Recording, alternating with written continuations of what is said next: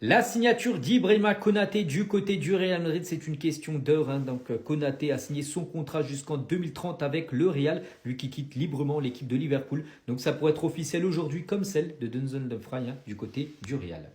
On va parler cette fois-ci de Marc Cucurella, donc défenseur gauche de Chelsea, joueur qui souhaiterait quitter l'équipe des Blues, hein.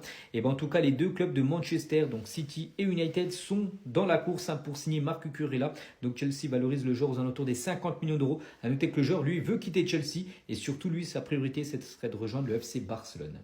Concernant Mason Greenwood, est de plus en plus proche d'un départ de l'Olympique de Marseille. Donc l'AS Roma est prêt à lâcher entre 35 et 40 millions d'euros pour lui, tandis que l'attaquant anglais a déjà rendu les clés de son domicile, hein, du côté de Marseille. Donc le Fenerbahçe était dessus, mais du coup ça va pas pouvoir se faire. Donc l'AS Roma actuellement en pole position.